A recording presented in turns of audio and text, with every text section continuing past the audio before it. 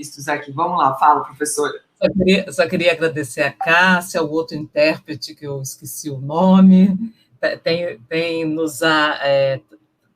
trouxe qualidade para o nosso evento, e agradecer a professora Débora pela condução dessa moderação. Acho que essas falas são muito importantes para nós na universidade, estarmos alinhados com os nossos comitês, com as nossas integridades acadêmicas, com a nossa rede de biblioteca.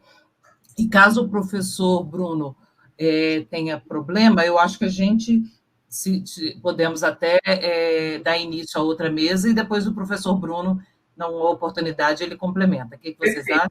Acho perfeito, Lia. Só para a gente não perder muito a questão da nossa programação, a gente pode iniciar aí. Então, eu vou reforçar aqui, então, para as pessoas que acompanharam essa mesa, de que ao meio-dia, nós, por volta do meio-dia, nós iniciaremos enfim, daremos o retorno sobre os questionamentos que foram feitos ao longo das apresentações. Queria novamente agradecer aí a fala dos nossos convidados. E, Lia, eu passo para você, então, a palavra, porque você é a mediadora dessa próxima sessão. Muito obrigada. Obrigada a você, Débora. Então, dando continuidade ao nosso evento, nós vamos ter agora uma mesa com os coordenadores das coordenadorias da Pró-Reitoria de Pós-Graduação em Pesquisa. Então, nós temos 5 coordenadorias: a coordenadoria de pós-graduação, de pesquisa, integração, cientometria e internacionalização. Então, já agradeço a todos os coordenadores, essa equipe tem sido, assim, um alicerce para a gente conseguir levar e melhorar as ações na Pró-Reitoria. Então, eu vou começar já chamando a nossa primeira palestrante, que já foi apresentada, a professora Débora Hipólito, que é a nossa coordenadora de pós-graduação. Obrigada, Débora. Estou falando demais, né?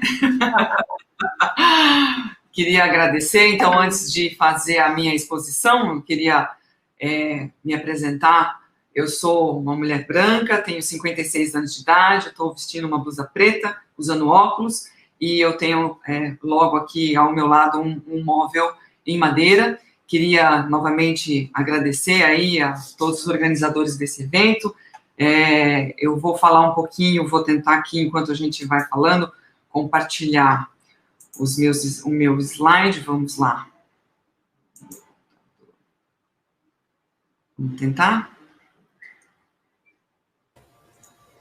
Nenhum problema mesmo. Ainda nada. Compartilhar a tela. Vamos lá. Aparece? Ainda não apareceu nada para mim. Então, agora vai aparecer. Sim, apareceu. Muito bem. Esse é um momento sempre de grande... Tá no formato de exposição? Sim, tá? Perfeito. Vamos lá, calma. Muita calma. Pronto, vamos lá. Bom, então, a gente vai falar rapidamente, né? Então, todos os coordenadores vão falar um pouquinho sobre o tipo de trabalho que nós desenvolvemos dentro da Pró-Reitoria.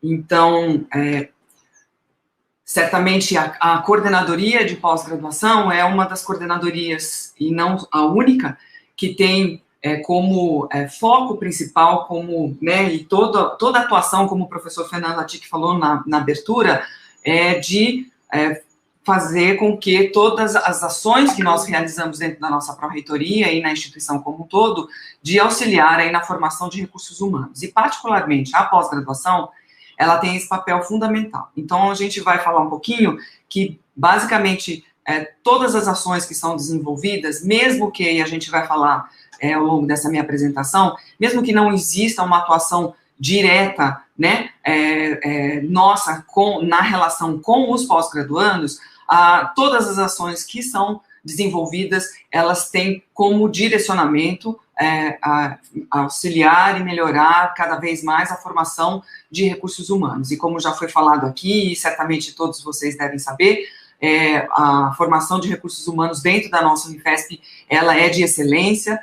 Então, eu vou só apresentar rapidamente também essa informação. Então, aqui dá uma ideia, né, do papel, da importância né, que a nossa instituição tem nessa questão da formação de recursos humanos. Então, aqui nessa minha apresentação, a gente tem um gráfico que fala, né, dos alunos que já foram titulados ao longo desses anos aqui, iniciando na década de 70, que é o registro, né, no momento onde os primeiros programas de pós-graduação dentro da nossa instituição começaram. Então, aqui a gente tem que, ao longo desses anos, houve um aumento bem expressivo na quantidade de alunos que foram titulados, né, de profissionais titulados na pós-graduação, e hoje a gente tem uma atualização, né, em 2021, a gente já tem esse levantamento, que aproximadamente nesse ponto aqui da curva, nós temos um total aí de aproximadamente 1.200, 1.121 alunos que já foram titulados, tá? Então, só esse número, só esse gráfico aqui, esse formato que a gente está aqui, que a gente vê na tela, a gente vê aí que, ao longo desses anos, todas as ações que têm sido feitas, desenvolvidas dentro da nossa instituição, têm tido sucesso, vamos assim dizer, quando a gente olha que essa curva, existe aí uma tendência de aumento na formação, na titulação dos nossos alunos que ingressam na pós-graduação, tá? Essa figura aqui é uma figura que já foi apresentada no nosso filme, na introdução desse nosso evento. Então, aqui é só para a gente poder reforçar que aqui nós temos a localização, né, da pró-reitoria, nesse organograma. Aqui, todas as coordenadorias, nessa sessão agora, todos os coordenadores irão fazer uma fala para poder localizar os alunos sobre as principais ações que nós estamos desenvolvendo, assessorando todo o trabalho que a pró-reitoria tem como missão na formação de recursos humanos e desenvolvimento da pesquisa dentro da nossa instituição. Então, aqui, só para fazer um reforço novamente, então, a gente tem trabalhando junto com a gente, um papel muito importante dentro das câmaras de pós-graduação em pesquisa, que estão distribuídas e localizadas nos diferentes campi da nossa instituição, tá? Então, esse aqui é o braço, né, que identifica esse grupo que está aqui representado. Então, aqui a gente tem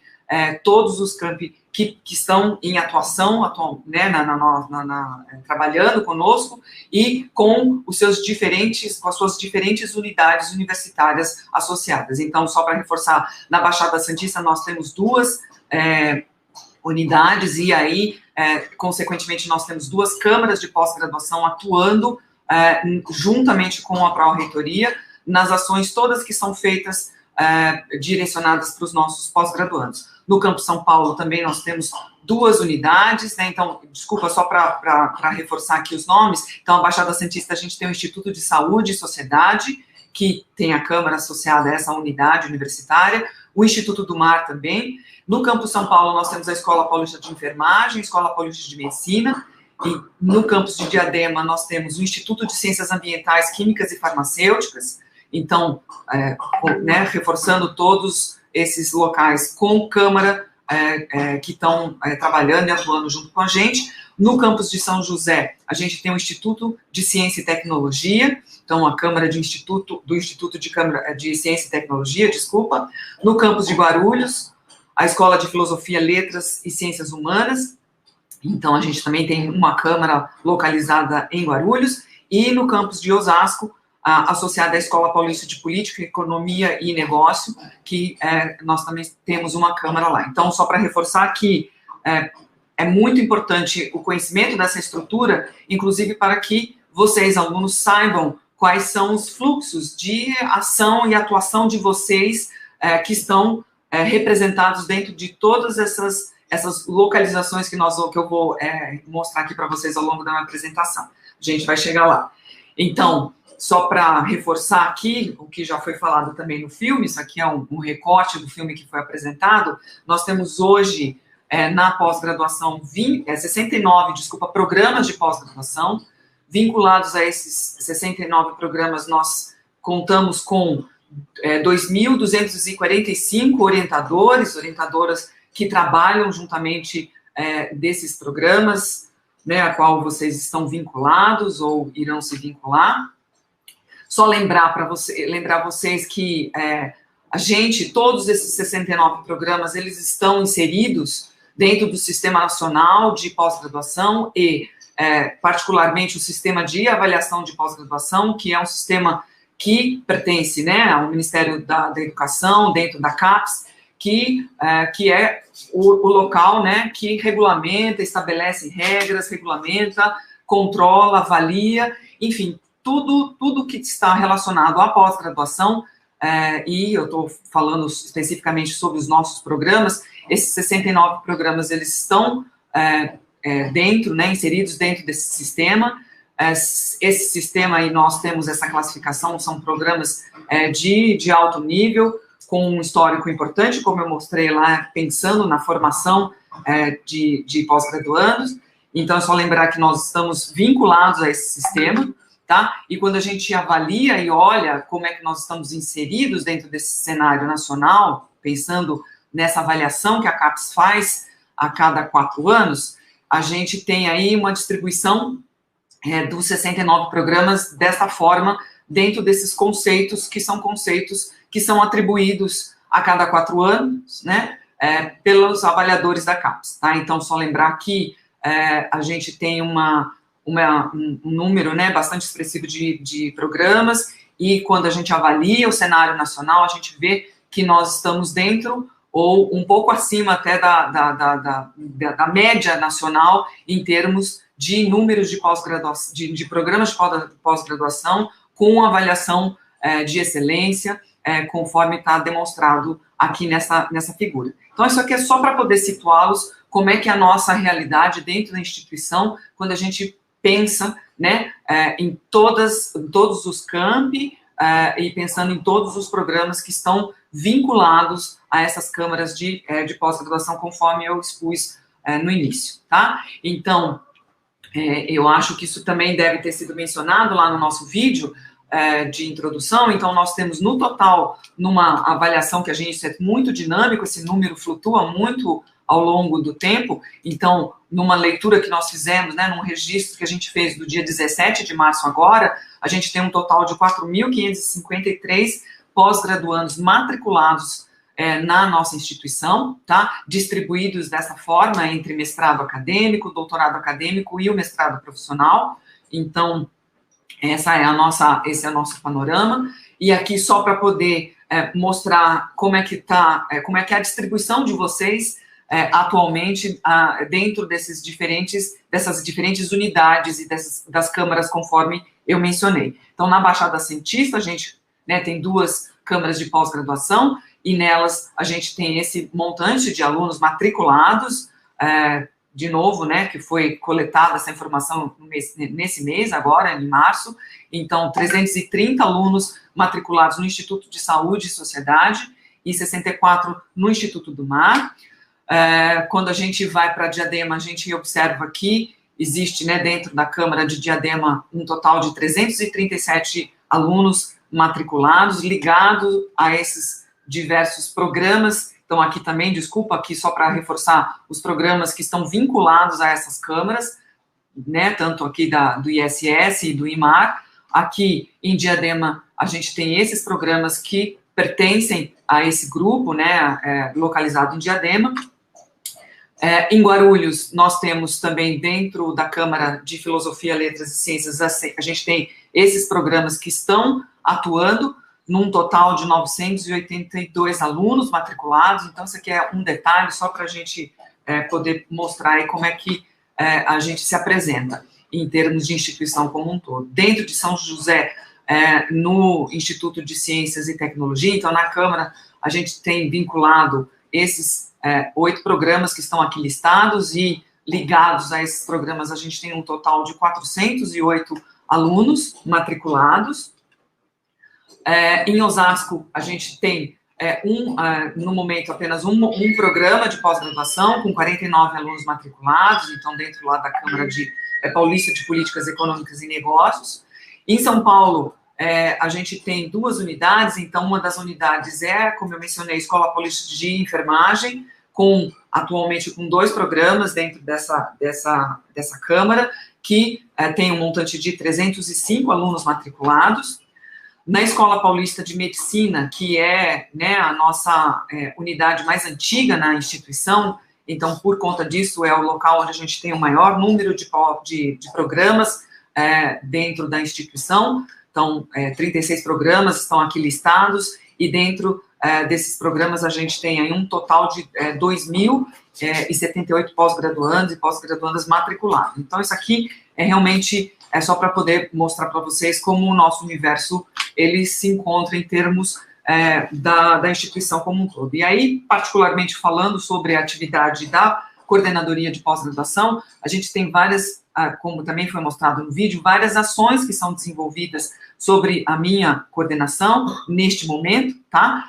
Desta gestão, e eu vou, né, tá aqui representado, e eu queria reforçar, antes de falar, né, para terminar aqui a minha fala, sobre um aspecto importante que a gente acha que é de conhecimento de vocês, eu gostaria de falar um pouco o quanto é importante vocês terem esse conhecimento e saber que em todas as instâncias que estão aqui representadas, em todos esses órgãos, esses colegiados, na verdade, que participam, né, da regulação administrativa e de estabelecer, né, e organizado para estabelecer as normas que funcionam dentro da pós-graduação, vocês todos têm representantes dentro dessas diferentes nichos que estão aqui representados, tá? Com exceção, obviamente, aqui da Pró-Reitoria, que é um órgão mais de administração, mas esses órgãos, esses colegiados que nós temos aqui, representando a comissão de ensino, então a comissão de ensino é o primeiro local onde vocês podem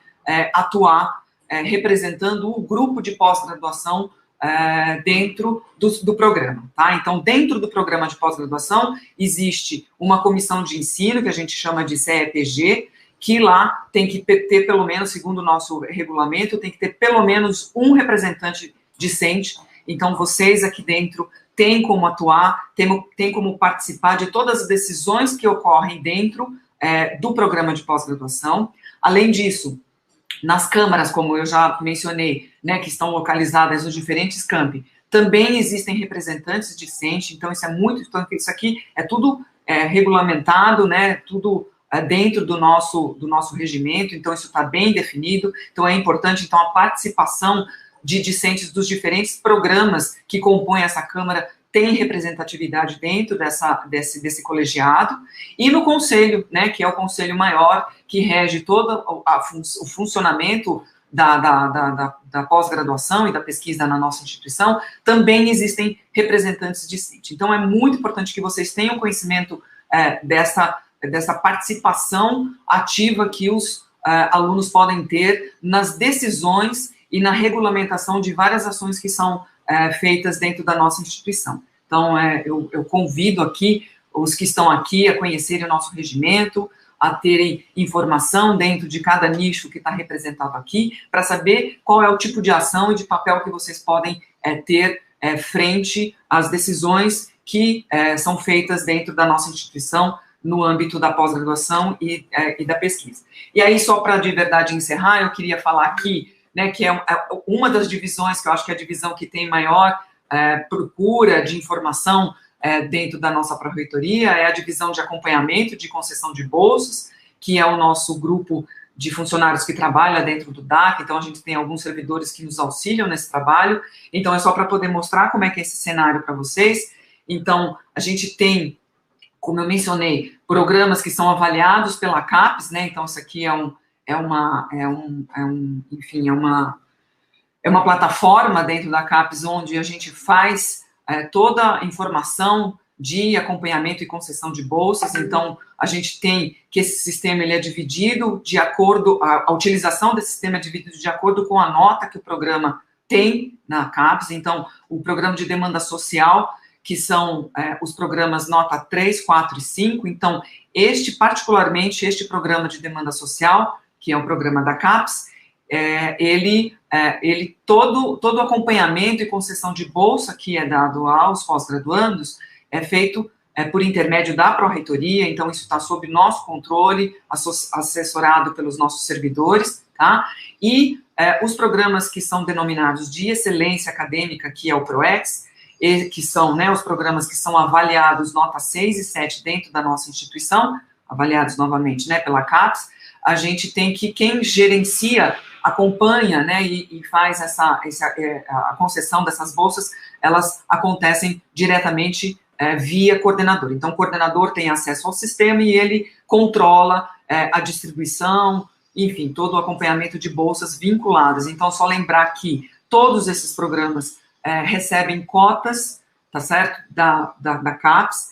A gente tem aí que, ao longo dos anos, a gente tem essas cotas, elas, né, pensando aí no montante de bolsas, ela tem aqui desde 2016, aqui tem um registro no gráfico de 2020, e eu trouxe uma atualização em 2022, quanto que a gente tem no montante de bolsas de mestrado, doutorado e de pós-doc. Então, a gente tem aqui essa realidade atualmente. Então, a gente vê aqui, já foi falado, que infelizmente a gente está vindo aí ao longo dos anos num processo onde existe aí uma redução importante dessas quantidades, tá? Aqui é importante falar que além da CAPES, né, que é o órgão que regulamenta todo o funcionamento da pós-graduação, a gente também tem outras agências de fomento. Então, o CNPq, que é conhecido certamente por todos, que também está vinculado ao Ministério, na verdade, de Ciência e Tecnologia, né, ligado à nossa, enfim, a federação. Então, a gente tem que existem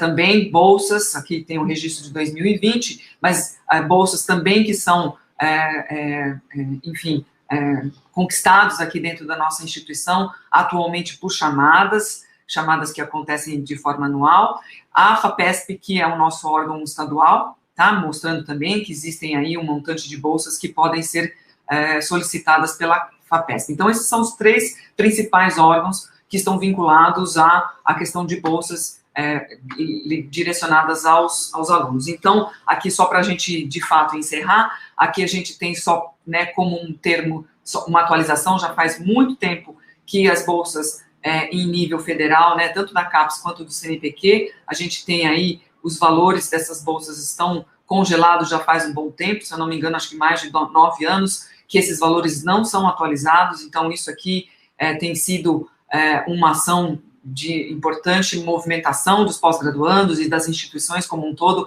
para tentar pressionar para que isso, de alguma forma, melhore dentro do cenário que a gente tem atualmente. A FAPESP, recentemente, então, tinha os valores até fevereiro de 2022, já também durante um bom tempo, nesses valores específicos que estão representados aqui, considerando várias categorias de estudantes, e atualmente, né, a gente teve aí uma pequena aumento desses valores. Então a FAPESP conseguiu dar uma atualizada um pouco nesses valores, e infelizmente a gente ainda não tem isso no cenário nacional. Mas, para encerrar, eu queria deixar aqui uma mensagem, como está sendo falado desde o começo, e eu quero reforçar isso. Essa situação, esse cenário que a gente tem vivido, ele não pode de forma alguma ser algo que não vá criar essa vontade, né, esse prazer da gente continuar evoluindo dentro desse sistema, tá? Então, reforçar que vocês são né, peças fundamentais dentro desse jogo, né, dentro dessa brincadeira, vamos assim dizer.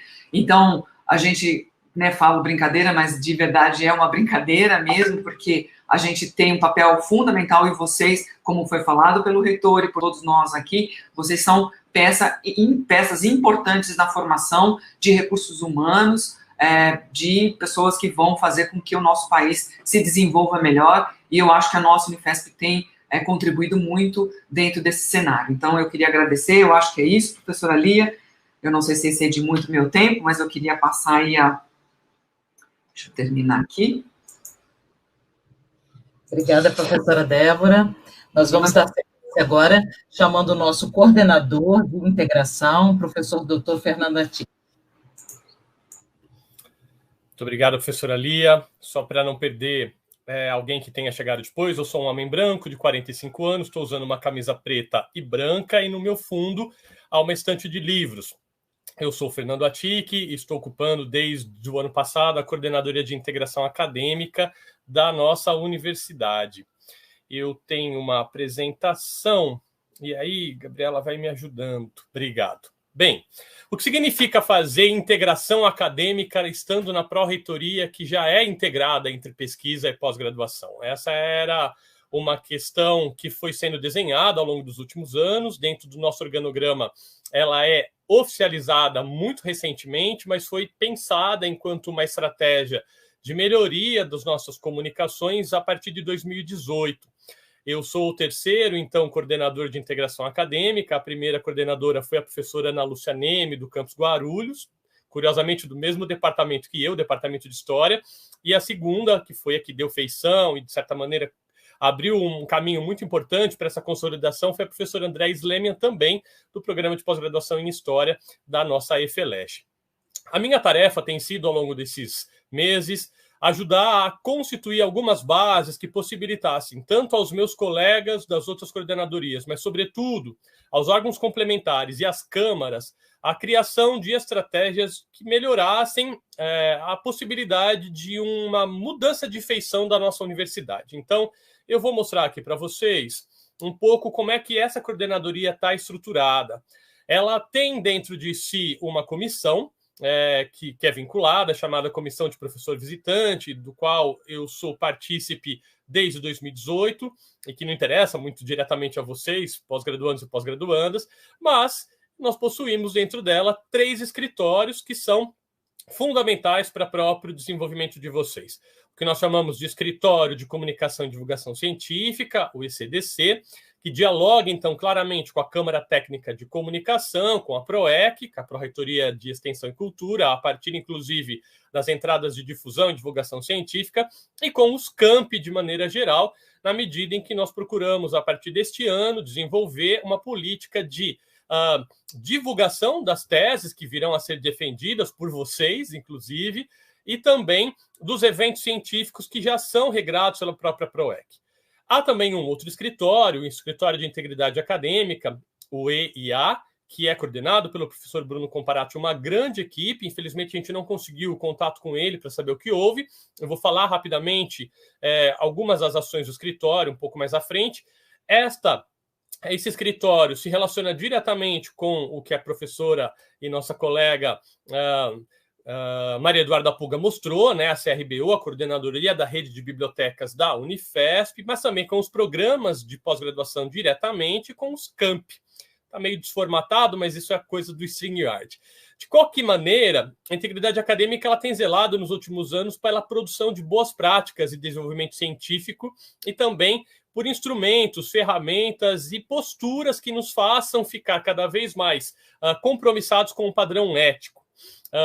Há também um outro escritório chamado Escritório de Ações Afirmativas, o EAF, que foi agora recentemente criado e que já tem dado uma contribuição muito grande para que as cotas para pessoas pretas, pardas, indígenas, quilombolas e também pessoas com deficiência possam virar uma realidade dentro da nossa instituição. Todos esses escritórios só existem porque nós temos efetivamente uma tarefa que é trabalhar em prol de vocês, como a Débora acabou de falar, que fazem a pós-graduação existir na nossa universidade. O ano passado também foi realizado aquilo que a gente chamou de censo, que, na verdade, pode se constituir como uma primeira tentativa de mapeamento das nossas relações internas, e esse censo nos deu resultados muito interessantes.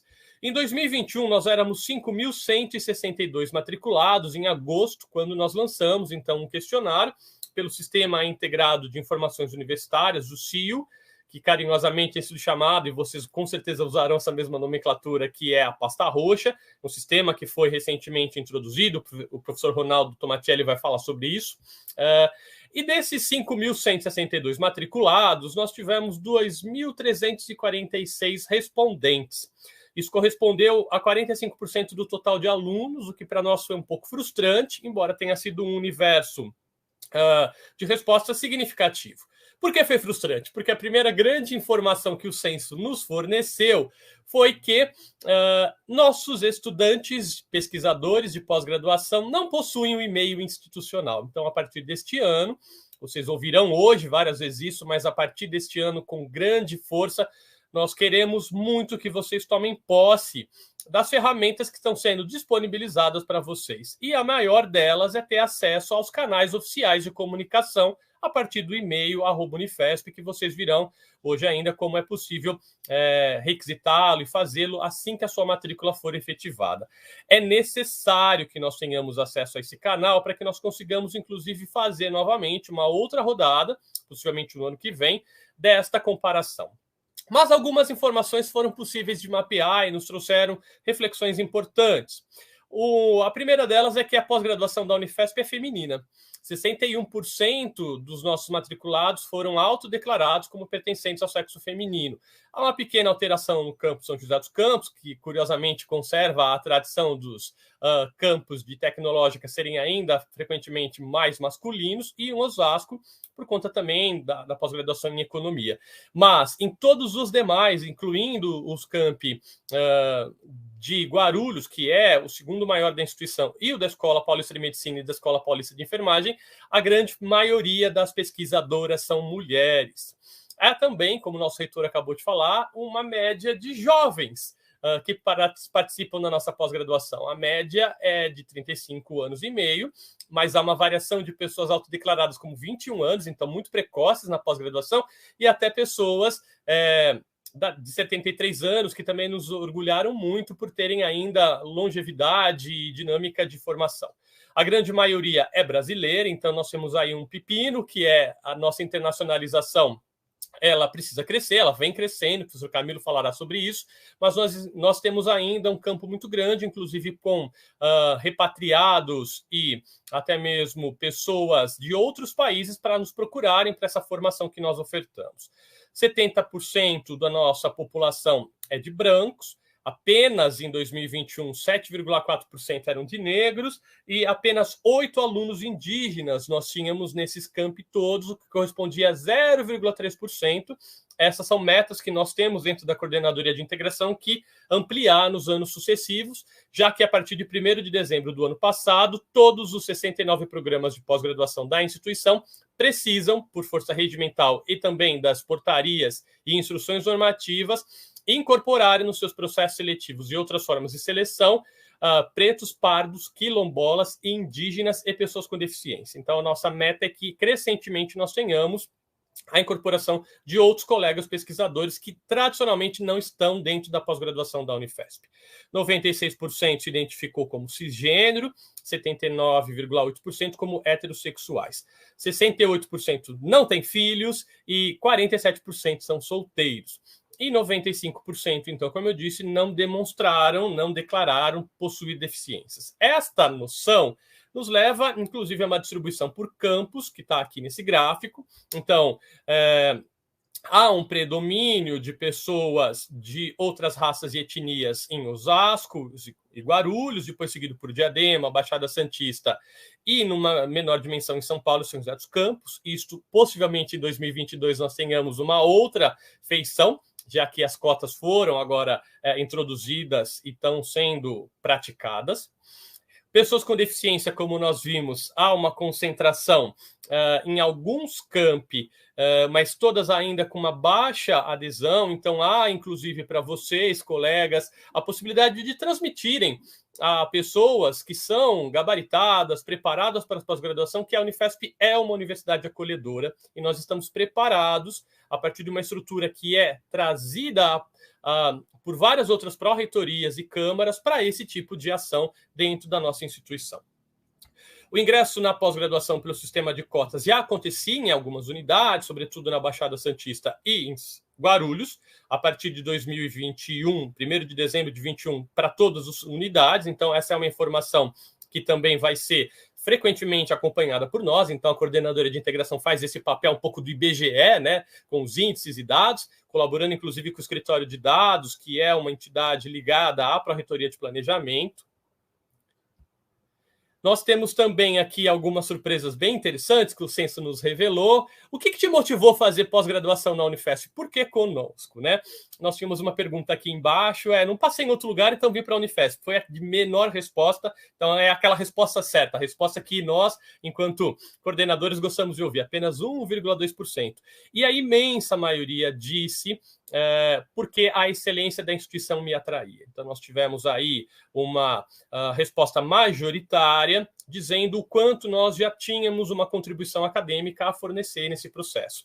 E também um papel muito importante, eu quero deixar aqui registrado o meu agradecimento aos orientadores e orientadoras da nossa instituição, e como a professora Débora mostrou, são mais de 2.000, têm feito um trabalho diligente a ponto de serem notados pela comunidade científica nacional, e a Universidade Federal de São Paulo lá atrai alunos, pesquisadores, pós-graduandos do Brasil inteiro, por conta do que tem sido praticado aqui, a despeito de toda a tentativa de afogamento, inclusive da nossa persistência enquanto pesquisadores. Não há deliberadamente fuga de cérebros na Unifesp. Há uma resiliência cerebral e corporal dos nossos orientadores, que eu acho que vocês conseguirão perceber no convívio estreito aí com os orientadores e orientadoras de vocês. Também nós perguntamos quais eram as necessidades para que vocês permanecessem, né, os colegas do ano passado, na pós-graduação, e aí a imensa maioria diz, preciso de bolsa para continuar não trabalhando e fazendo a minha pesquisa. Essa é a nossa meta, a nossa vontade para que nós tenhamos um cenário melhor e pró-ciência nesse país. Também perguntamos as dificuldades para o término da pós-graduação. A grande maioria apontou que havia poucos empecilhos, mas os que apontaram colocaram prazo, dificuldades com saúde mental e outras situações que, curiosamente, nós percebemos que a pandemia fez aflorar, mas que já vinham se manifestando anteriormente.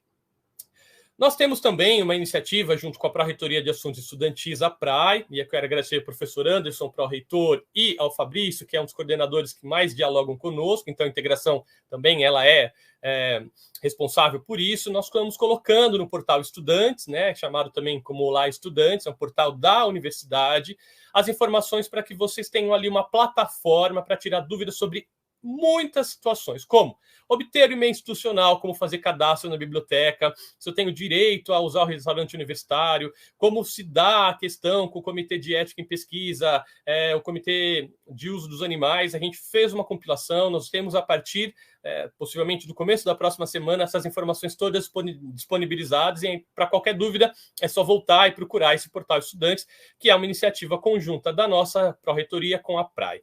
Então, fica aqui já a divulgação. Se você não foi aluno da Unifesp, como uma grande parcela dos nossos alunos não foram, que vocês consigam chegar ali também.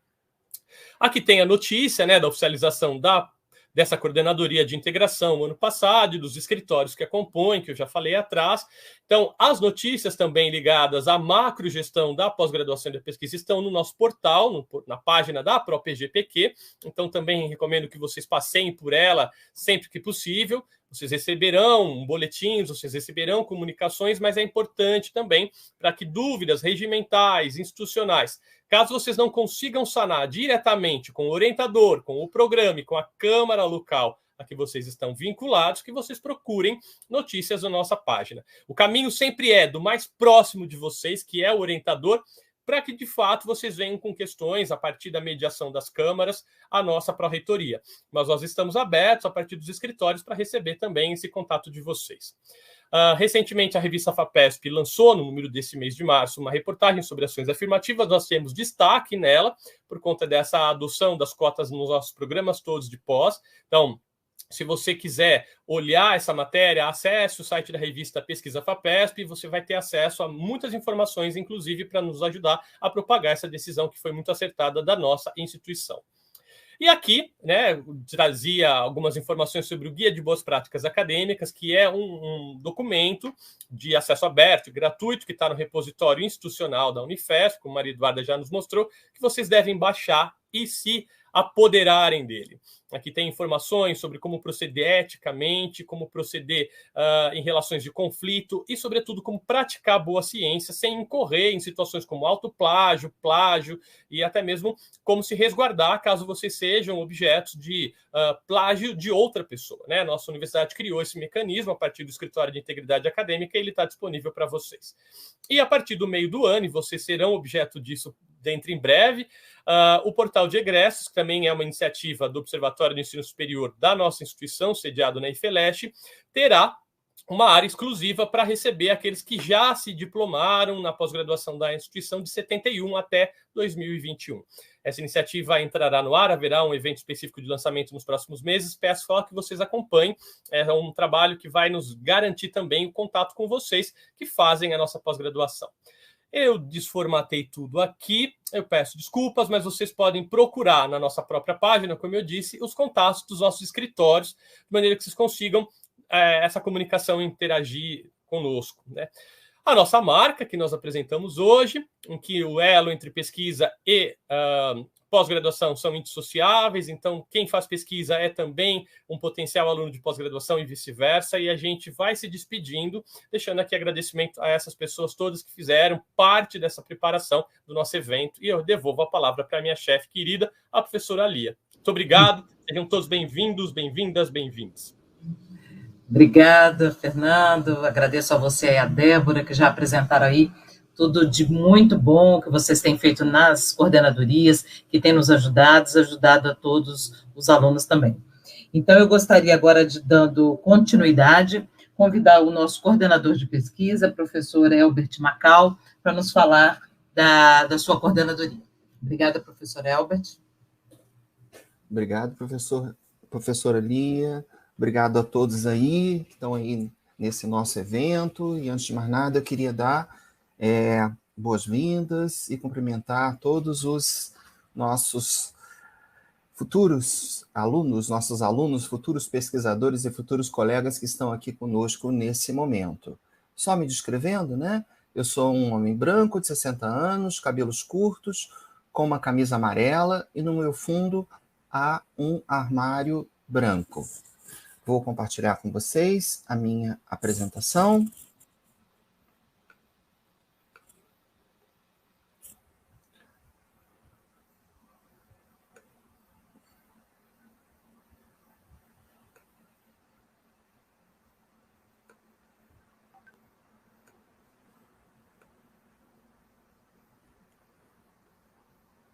Vocês estão vendo?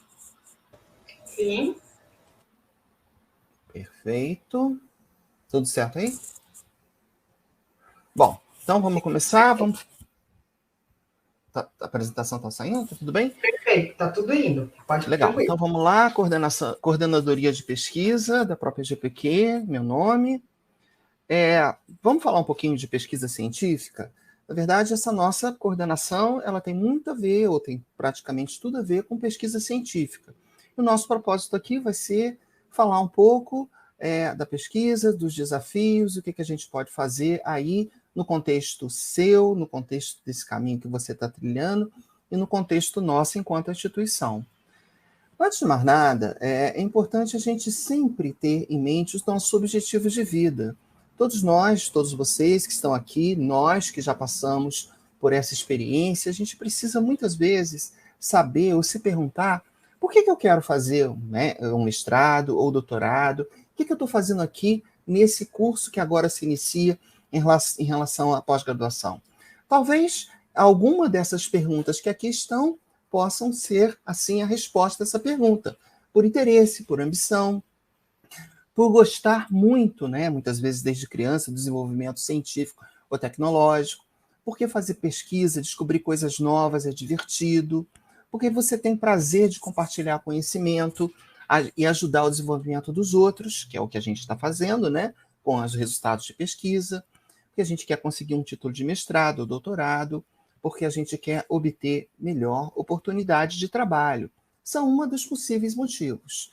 No entanto, a gente não pode esquecer algo muito importante, que se você deseja algo na sua vida que você nunca teve, você necessariamente precisa ter ações e posturas que você nunca teve também, É um caminho de duas voltas. A gente só vai obter alguma coisa nova se a gente se adaptar, se a gente ter uma estratégia em relação a isso novo, ainda mais se for um desafio. Na verdade, qual que é o seu caminho na pós-graduação?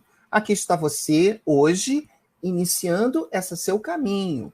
E esse seu caminho, muitas vezes, e ele vai ser um labirinto de muitas tentativas e erros, de muitas lutas, de muitos esforços, de muitas, às vezes, até desespero. Mas o seu objetivo é atingir o quê? O topo, o cume, o sucesso do que você quer. Entretanto, muitas vezes você vai se sentir assim, cansado, desesperado, sem saber o que fazer, mas tem que, assim, ter motivação para prosseguir. E, na verdade, o que a gente nunca pode esquecer é o seguinte: tentar, só tentar, é o primeiro passo para o sucesso. Não pode. Tudo, ainda mais algo novo, diferente, que está aí à sua frente, que é a pós-graduação, você não pode dar, assim, oportunidade para tentativas. Você tem que se municiar, você tem que saber o que você quer fazer, você tem que recolher essa experiência para ir e mudar a sua postura. E é fundamental a gente ter em mente essa mudança de mentalidade. Graduação é uma coisa, pós-graduação é outra. Está aqui você na graduação, você é cuidado, você é levado, é guiado em relação ao seu caminho. Só que para ir para a pós-graduação, há necessidade de um total ajuste assim, de perspectiva emocional, de disposição de estudar, de descobrir, de ir atrás. Porque muitas e muitas vezes você vai se defrontar com uma situação dessa. Você vai estar se sentindo quase aí, né, naufragando, quase aí, querendo descansar, mas tem que trabalhar, mas tem que aí ir atrás do seu grande sonho, do seu grande objetivo. E daí, o que a gente tem é que você tem que sempre se manter calmo e ir adiante, né? Mudando a mente para ir ao encontro do seu objetivo. Precisamos falar, em relação à pesquisa, do seu anjo da guarda, essa grande figura que está com a gente e é o seu orientador, né? Que você pode ter mais de um, e você precisa se dar muito bem com ele, conversar, falar e ouvi-lo. Até porque você vai ter que entender muito do que você faz. E a primeira etapa é você entender que tudo na tua vida, tudo na sua pesquisa, vai ter por trás o famoso método científico, que implica em observação, ter hipóteses, escolher resultados, fazer testes, chegar a conclusões, ter perguntas, publicar os seus achados, divulgar os seus achados e voltar novamente a ter novas perguntas que vão fechar aí o ciclo. Por conseguinte, a sua postura na sua pesquisa ela é fundamental. Aqui, meu objetivo é dar algumas dicas para quem está começando, né? Porque nós já passamos por isso. Primeiro, exercitar a humildade. Nós nunca sabemos de nada, aliás, de nada. Ainda mais na nossa pesquisa. Aliás, isso vai nos acompanhar para o resto da vida. Trabalho, esforço, dedicação, fundamental não desistir. Ter disciplina, método e organização. Sem isso, você não faz nada. Interação apropriada com seu orientador é fundamental. Ir atrás dele, buscá-lo, conversar, entendê-lo. Não tenha medo de errar. Tenta muito, porque errar faz parte. Errar não significa desânimo, significa tirar um aprendizado do que você fez. Ser positivo, mente aberta, atitude cooperativa. Ouça muito, reflita, leia, estude, estabeleça prioridades. Cada dia tem que ter algo que você tem que fazer prioritário e não adianta você se preocupar com o que está na frente. Preocupa-se com o seu dia. Fale com os outros, divulga o seu trabalho e aprenda. E não esqueça dessa figurinha que está aqui. Esse é você entrando na tua pós-graduação. Logo, logo você vai descobrir que você vai ter que se esforçar muito, ficar muitas vezes desesperado, mas ter entusiasmo. E não esquecer que, em algum momento, você vai ter a tua tese, a tua dissertação para ser entregue aí ao seu orientador para revisar e depois defender e ir para a sua banca. Falando um pouquinho de pesquisa científica através do tempo, essa é a imagem que a gente tinha muitas vezes na nossa infância, nos desenhinhos e tudo mais. No entanto, essa imagem foi mudando ao longo do tempo. Aqui está a figura do Tycho Brahe, né? Tycho Brahe, que ele operando sozinho, olhando sem instrumento as estrelas, conseguiu determinar a trajetória dos planetas e chegar à conclusão, inclusive, que o Sol é o centro, na verdade, do nosso sistema solar. No entanto, isso mudou. Ao longo do tempo, por exemplo, aqui você tem um laboratório de Thomas Edison, em Menlo Park, o trabalho de pesquisa passou a envolver equipes, pessoas dispostas a trabalhar com metas, com cada um nas suas, na verdade, funções para cumprir esse seu objetivo.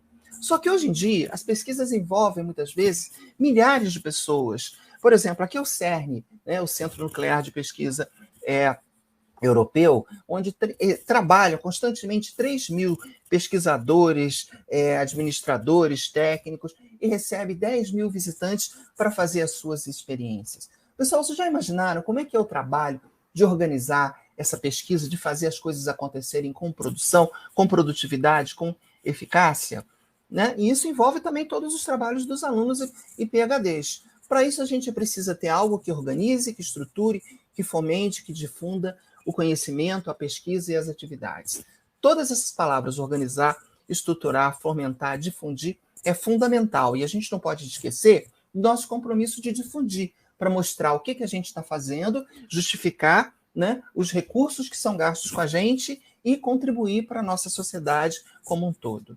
Então, está aqui o organograma da própria GPQ, que vocês já viram, e aqui a coordenadoria de pesquisa, onde nós temos várias aí divisões e várias subcomitês, né? Então, a gente tem uma parte que cuida da parte de infraestrutura, de prestação de serviços, dos laboratórios multiusuários, que muitos você vai usar.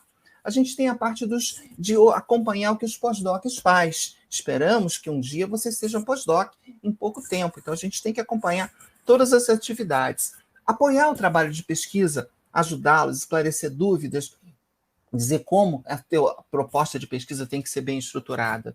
E também cuidar dos projetos institucionais de pesquisa, que são fundamentais para a gente organizar, para a gente fazer a nossa instituição andar de uma maneira adequada, de uma maneira precisa, em prol dos seus objetivos de pesquisa.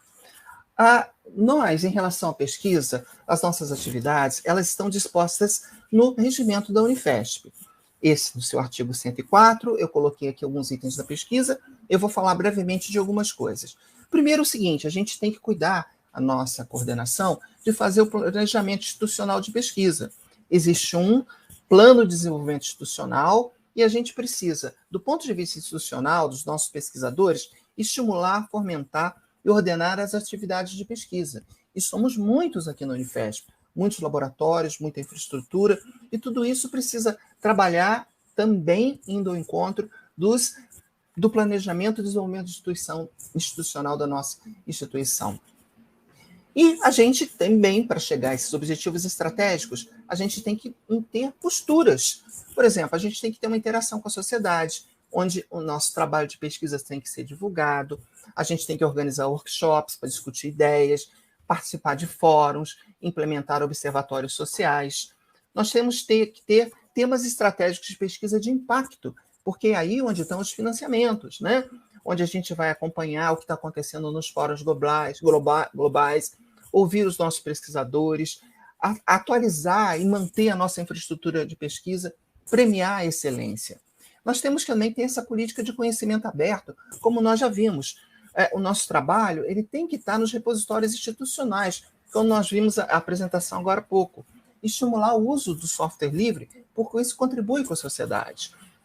E a gente tem que ter atividades assim que fomentem a inter-relação entre as várias pesquisas do campus. A gente tem um Instituto de Estudos Avançados e Convergentes, a gente tem que estimular que os pesquisadores façam também trabalhos que impliquem em atuar nos temas estratégicos de uma forma institucional. E em cada campus temos também agentes que cuidam de pesquisa, de inovação e internacionalização, que são palavras mágicas na nossa área de pesquisa. Nós temos também de estruturar os grupos de pesquisa e ações de integração. Para isso, nós precisamos ir atrás de cada pessoa e de vocês também. Saber o que vocês fazem, quem faz o quê. A gente precisa fomentar que os pesquisadores possam se unir, possam também colaborar, ter iniciativas conjuntas em projetos, muitas vezes de uma mesma área ou muitas vezes interdisciplinares. E para isso a gente precisa ter workshops, aproximar as pessoas, um conhecer o outro, né? E também identificar temas que possam ser desenvolvidos no contexto intermultidisciplinar, em conjunto, inclusive, com o nosso Instituto de Estudos Avançados e Convergentes. E como é que a gente conhece, muitas vezes, o que a gente faz? Muitas vezes, como a professora Tica acabou de falar, por censos, por pesquisas. A gente precisa ir atrás. Também existem os grupos de pesquisa, onde, por exemplo, o orientador deve participar, que a gente descobre o que ele está fazendo. A gente analisa a produção científica institucional, incentiva o pesquisador a desenvolver o seu trabalho, e tem os agentes de pesquisa, inovação e internacionalização fazendo o seu trabalho. Tudo isso para quê? Para poder nos orientar a cumprir a nossa missão de organizar, de estruturar, de fomentar a pesquisa e de proporcionar as melhores condições para todos, inclusive os alunos de mestrado e doutorado, né? Para que possam ter, na verdade, uma trajetória aqui dos seus estudos da melhor forma possível. Vou dar um exemplo. Em 2021, houve um estudo, né, coordenado pela professora Andréa Silliman, pela Ângela Paz, pelo Maurício Palazzuli, que mapeou a produção científica de pós-graduação da Unifesp. Né? Então, aqui estão, na verdade, o número de publicações, o número de pesquisadores dos nossos diversos campi e as palavras-chave.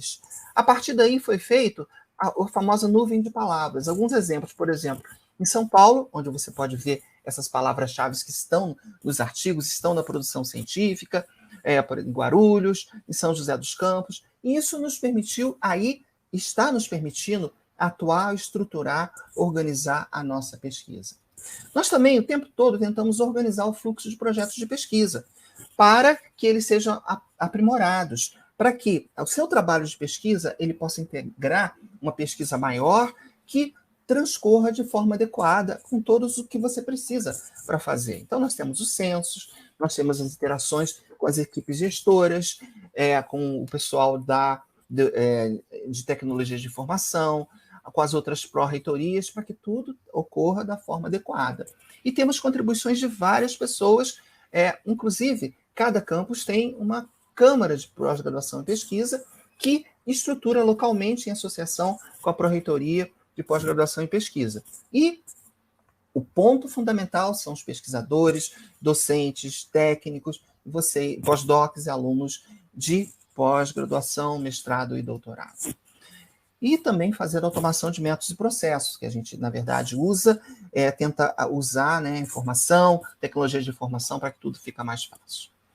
Bom, nós também vamos em busca de recursos financeiros para ajudar, para manter a nossa infraestrutura, e nós temos aí recursos das várias agências para atualizar, para nos manter, para proporcionar o melhor possível em termos de ambiente de pesquisa e de infraestrutura, né?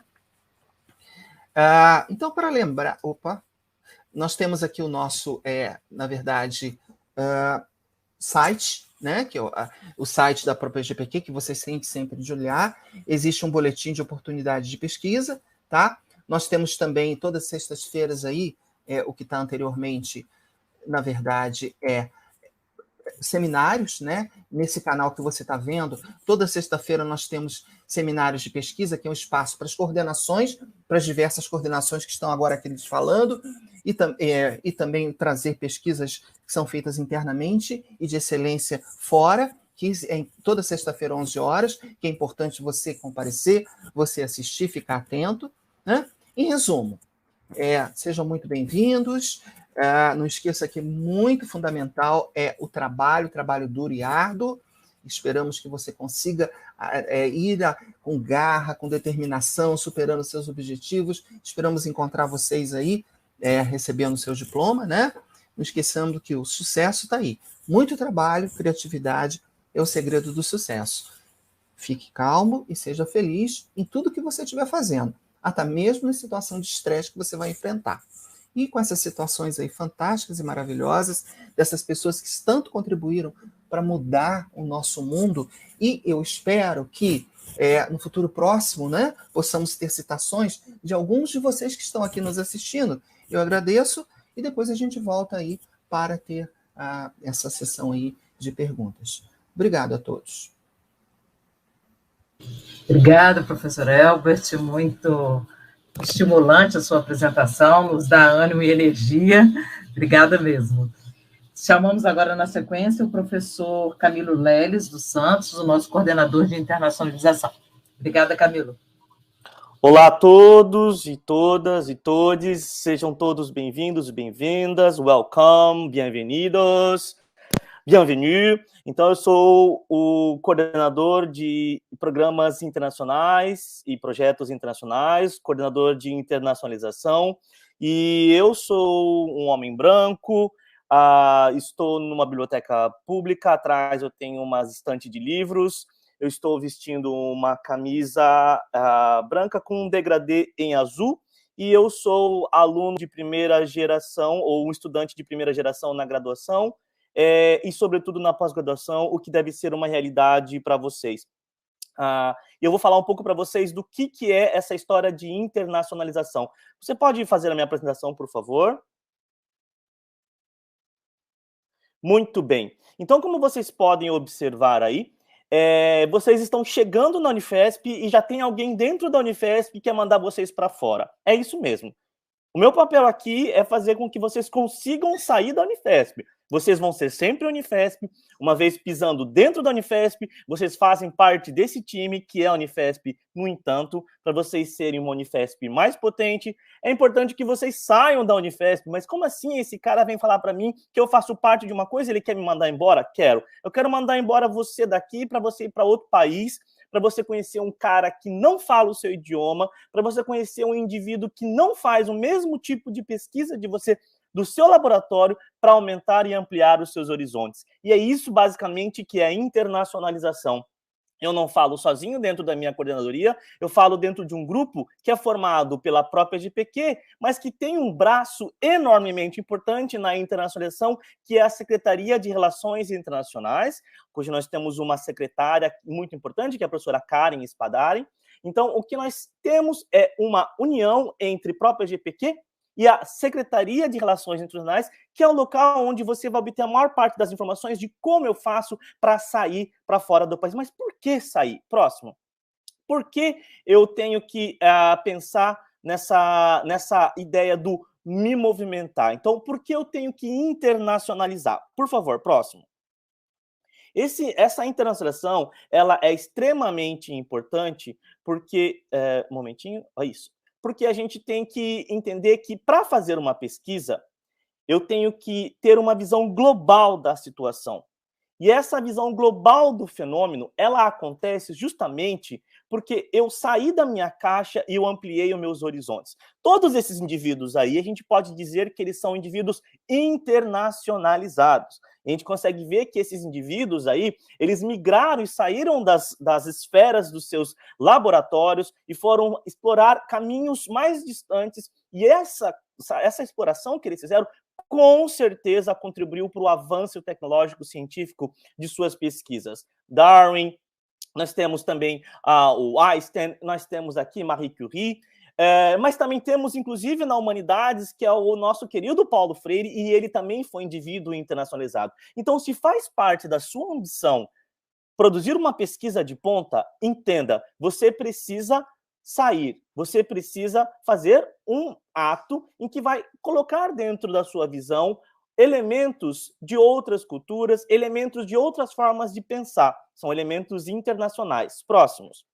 A gente sabe também que quando os alunos eles fazem programas de internacionalização, isso é, quando eles migram para outros locais, a gente entende que esses alunos vão melhorar a sua forma de entender a sua pesquisa, eles vão ter novas perspectivas sobre culturas, vão amadurecer, eles vão ter uma autoconsciência, eles vão ser mais independentes, eles vão perceber e vão encontrar que quando eles participam desses programas de estudo para fora, ele vai gerar uma consciência global, eles vão crescer intelectualmente e, sobretudo, haverá um desenvolvimento pessoal muito grande. Então, o avanço é muito grande. Faça o seguinte, toda vez que você observar um grande pesquisador nacional brasileiro, você pode procurar no Lattes dele. Certamente esse pesquisador, em algum momento, saiu do país ou tem alguma relação internacional, porque isso faz uma diferença enormemente. Os dados têm demonstrado que toda vez que um pesquisador faz uma colaboração internacional, ele aumenta muito o impacto da sua pesquisa. Isto é, aumenta-se muito a chance de você conseguir, a partir da sua tese, da sua dissertação, ter visibilidade. Nós falamos num mundo em que é importantíssimo divulgar quão importante é a tua pesquisa. E para isso, é necessário que a gente faça com que o planeta conheça o que você está fazendo. Por mais que você ache que o que você está fazendo é pouco, não é pouco, é imenso, porque alguém lá na Angola pode precisar do que você está fazendo. Alguém lá na Suíça pode precisar do que está fazendo. E isso é fazer pesquisa. A pesquisa ela é feita para o mundo. Além disso, próximo, você também faz parte de um programa de pós-graduação, de um PPG. E como uma entidade desse PPG, você contribui para que esse programa avance. Então, é importantíssimo que você considere sair e fazer colaborações internacionais, porque a internacionalização é um critério. E a forma com que os PPGs avançam é justamente por meio de vocês, alunos. Então, vocês têm que entender que agora vocês não são só vocês. Vocês representam um programa. E esse programa, ele é avaliado pela CAPES. E ele depende de alguns índices. E um dos índices é a internacionalização. Portanto, esse programa só será internacionalizado se os alunos do programa se colocarem em situações de internacionalização, se eles fizeram uma inserção num contexto mais internacional. Mas agora vocês devem estar se perguntando, ora, pois, Camilo, como eu vou conseguir me internacionalizar estando dentro da Unifesp? Próximo. Para isso, existem algumas preocupações que devem estar na mente de vocês. Um é o networking, como você vai fazer essa internacionalização, chegar às vias finais, no sentido de como eu estabeleço essa minha rede de contato para saber para onde eu vou. O outro é o financiamento. Como eu vou sustentar o meu processo de estágio no exterior? Como vai ser paga a minha passagem, o meu seguro? Tudo isso são variáveis que impactam na sua possibilidade em como internacionalizar. E quais são as oportunidades, isto é, não basta eu querer, basta eu saber onde o mundo está aberto para receber. Eu estou falando aqui numa perspectiva de internacionalização do lado da Unifesp, isto é, dos alunos, vocês que estão chegando aqui, estão saindo. Mas, obviamente, a internacionalização ela é muito mais ampla. Ela envolve outros índices e outros critérios, como, por exemplo, receber os alunos aqui para dentro da Unifesp. Mas vamos focar em vocês. Vocês hoje são a peça central e elementar das nossas preocupações e falas. Próximo. Uma das coisas sobre networking é saber como você vai ser aceito no exterior. Então, para isso, você tem que entender aqui o papel do seu orientador. E, obviamente, se o seu programa tem orientadores, docentes cadastrados que já são internacionalizados, muito bem, você já está meio caminho andado para se internacionalizar. Porque a chance de você aprender com os pares, isto é, conhecer algum orientador que tem experiência em enviar aluno para fora, aumenta muito quando o seu orientador ou algum colega do seu orientador do mesmo programa, do mesmo departamento, pode te dar as instruções. Então, o orientador é ele quem vem com o histórico de internacionalização, e isso pode facilitar muito a sua vida. Esse orientador, uma vez fazendo parte do programa, ele também vai disseminar esse conhecimento que ele adquiriu ao longo da sua trajetória acadêmica de como internacionalizar.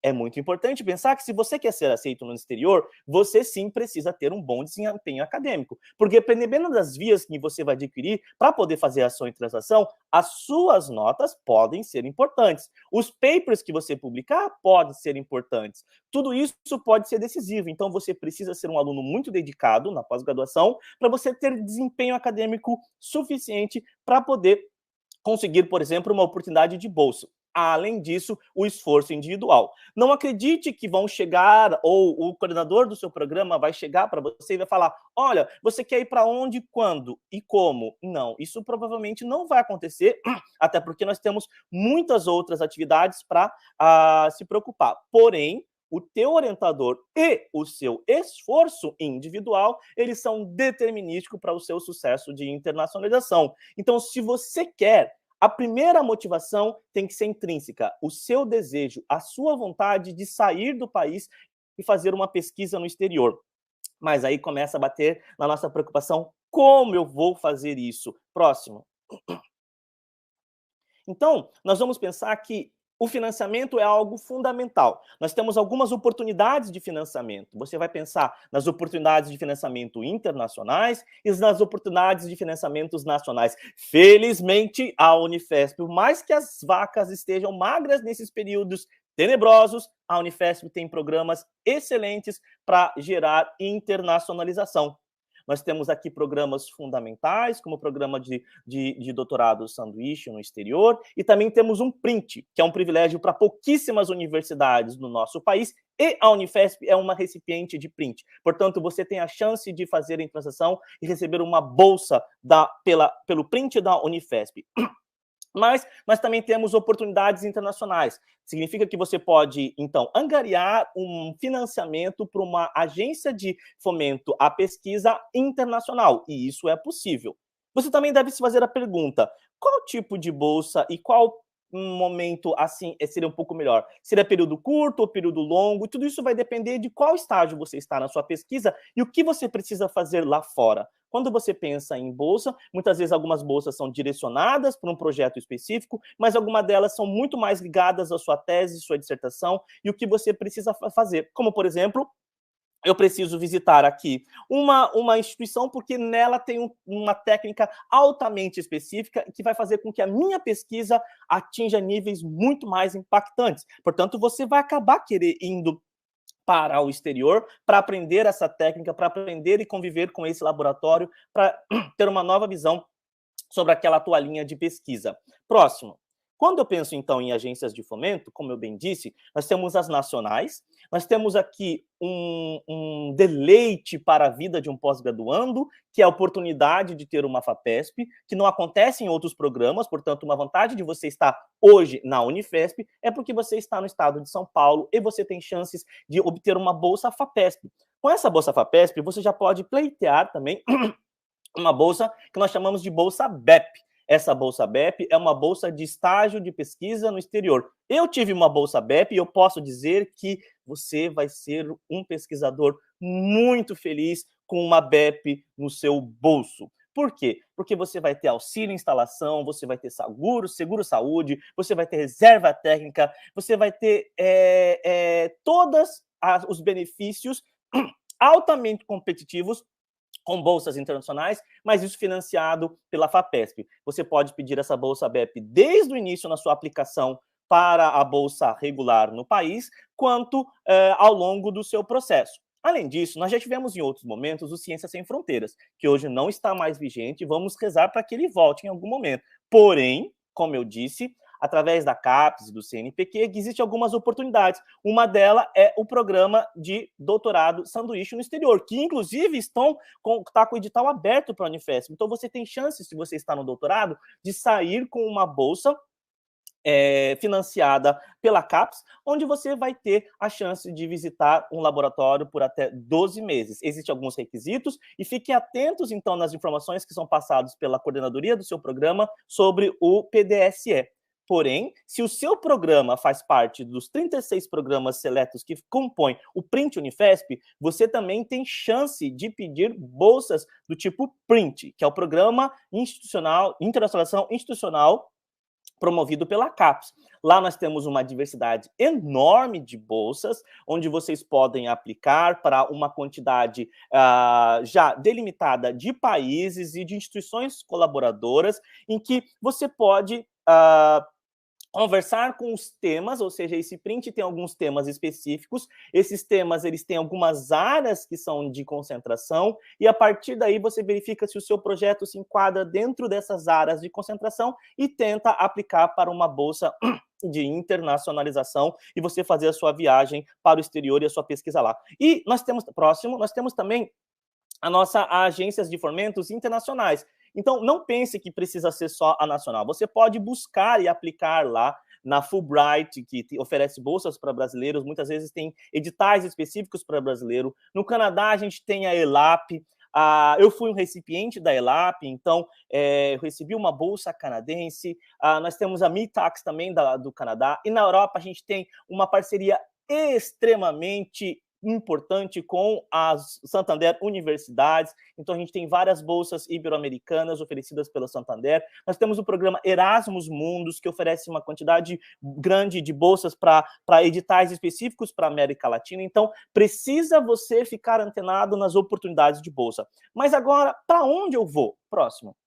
A sua próxima pergunta é saber onde você poderia ir. Ora, tudo vai depender do contato que você tem, do network que você tem com o seu orientador. Mas a Unifesp, ela está habitando o planeta. Vejam, todos esses pontinhos que estão aí são todos os países que em algum momento alguém da Unifesp foi lá e fincou a sua bandeira e disse: eu da Unifesp já estive aqui e, portanto, qualquer outro que queira vir para cá terá a vida facilitada. E é isso que é internacionalizar. Quando um indivíduo vai, o próximo que quer ir para o mesmo lugar já tem a sua vida mais facilitada, porque aquela fronteira já foi rompida. Então, esses pontinhos em roxo são os países onde a gente tem o maior número de cooperações. Os pontinhos em azul são os locais onde tem uma cooperação intermediária e os pontinhos em verde são os locais onde tem uma cooperação inicial. Então, vejam os locais onde vocês podem explorar. Próximo, a gente vai ver que a Unifesp faz parte de uma rede enorme de pesquisadores, e esses pesquisadores, a gente consegue ver à direita essa rede, estão interconectados com diversos países. É óbvio que a gente tem um país que é um destino muito importante devido ao seu avanço tecnológico, e também você pode melhorar a aprendizagem do idioma, que é os Estados Unidos, a Inglaterra, mas a Unifesp tem uma colaboração muito fortuita com os Países Baixos, com o Canadá, com a Alemanha, Portugal, Espanha, são todos esses países em que vocês têm a chance de pensar e sonhar, então, em ir fazer uma colaboração internacional. Próximo. O que é importante saber também é que as redes, elas ajudam muito. E quando eu tenho essas redes, elas são muitas vezes facilitadas a partir de acordos. Então, você querer ir para um lugar, basta você saber quais são os países em que a Unifesp tem acordos. E isso vai facilitar a aplicação, sobretudo para as bolsas que são internacionais.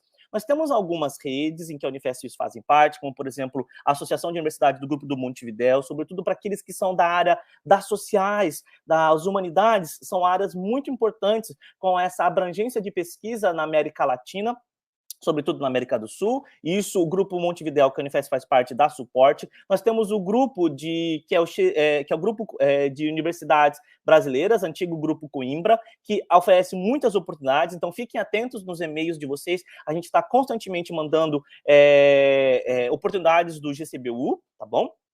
Próximo.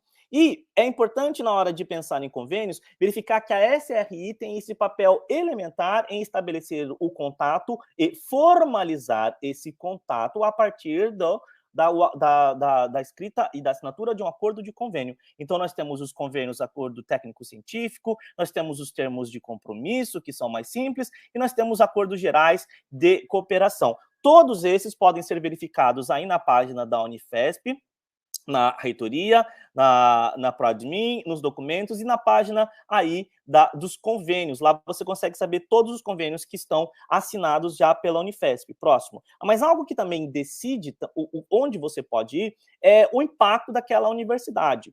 E você tem que entender que quando você escolhe para uma universidade que tem um impacto grande, você vai aumentar, por consequência, o impacto também da Unifesp, porque a sua ida de internacionalização vai gerar um produto e isso facilita para a impressão da própria Unifesp. Então, você tem que ficar atento a alguns rankings. Muitas vezes é uma forma de escolha para onde eu quero ir.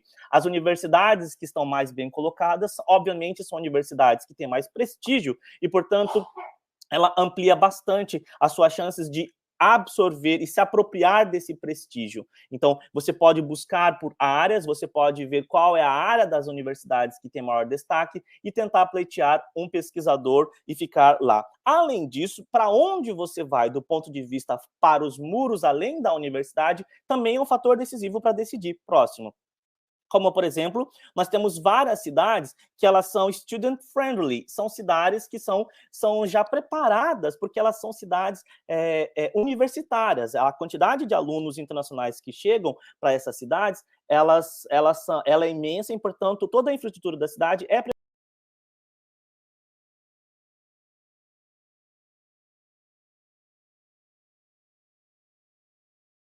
entradas na cidade de Montreal. Este é apenas um exemplo. A gente pode pensar, por exemplo, em Cambridge, que vive ao redor da universidade. A Cambridge, ela respira a universidade, assim como Oxford. Então, de repente, saber como é a infraestrutura daquele país para te receber, isso é algo importante. E para finalizar, a gente tem que saber, então, quando? Próximo. Quando é que nós vamos sair?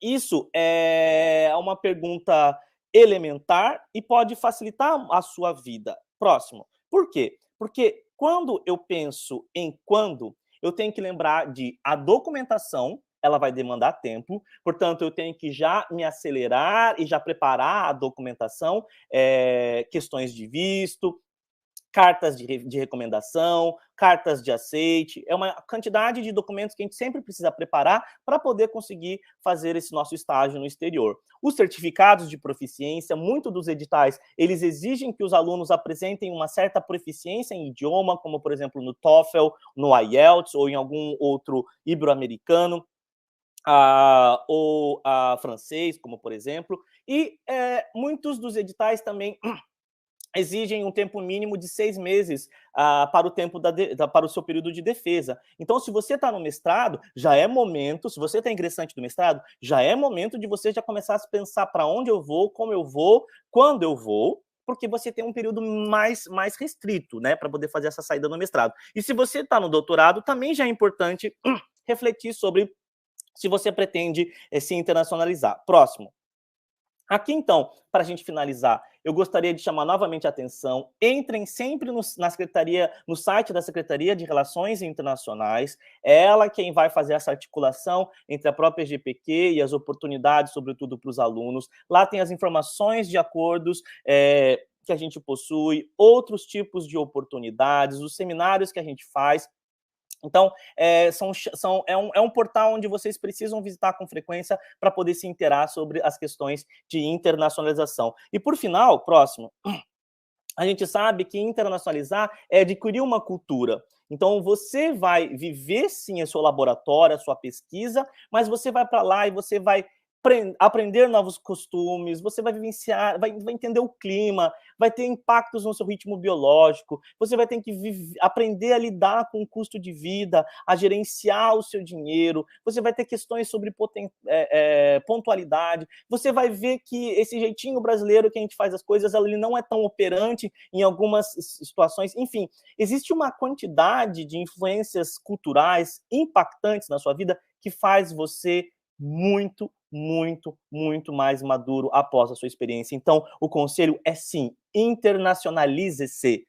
Tenha chance, tenha vontade de sair, porque isso vai fazer um pesquisador mais diferenciado. E, por final, eu gostaria de chamar a atenção a todos que estão ingressando e aos que já ingressaram, próximo slide, para dizer que nós temos, pensando nessas dúvidas constantes dos alunos, tudo isso que eu falei aqui de uma forma muito acelerada, nós vamos discutir ponto a ponto, numa disciplina oferecida pela Pró-Reitoria de Pós-Graduação em Pesquisa, onde eu e a professora Karen, que é a secretária de Relações Internacionais, nós vamos falar com detalhes, explicar, dar dicas, falar sobre networking, falar sobre proficiência em idioma, falar sobre oportunidades de bolsa, acordos e convênios, tudo isso de uma forma um pouco mais calma. Então, vocês todos podem se inscrever nessa disciplina, é como um preparatório para a internacionalização da sua carreira acadêmica. Ela vai ocorrer toda quinta-feira, das 7 às 21 horas, e ela vai ser por ensino remoto online, então vocês vão poder fazer de onde vocês estiverem. A gente pretende discutir, instruir e treinar os estudantes que consideram fazer estágio de pesquisa no exterior durante a pós-graduação na Unifesp. E com isso eu termino, próximo, a minha fala, e agradeço a todos vocês. Eu espero que vocês sejam, sim, pesquisadores internacionais. Muito obrigado. Obrigada, professor Camilo. Nos deu uma injeção de ânimo na internacionalização. Estamos todos até achando que estamos num outro país, viu? Obrigada, Camilo. Muito bom.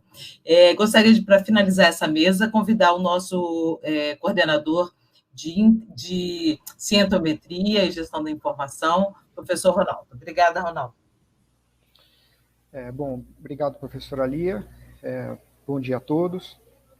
Antes de começar a apresentação, eu queria dizer que eu sou um homem de 48 anos, branco, de altura mediana. Meus cabelos eram loiros, agora estão começando a ficar um pouco mais brancos. Eu uso óculos, estou com uma camisa azul e ao meu fundo tem uma parede amarela. Eu queria colocar a apresentação. Já estamos vendo, professor Ronaldo. Só deixar em tela cheia. Tá bom. Tá indo aqui.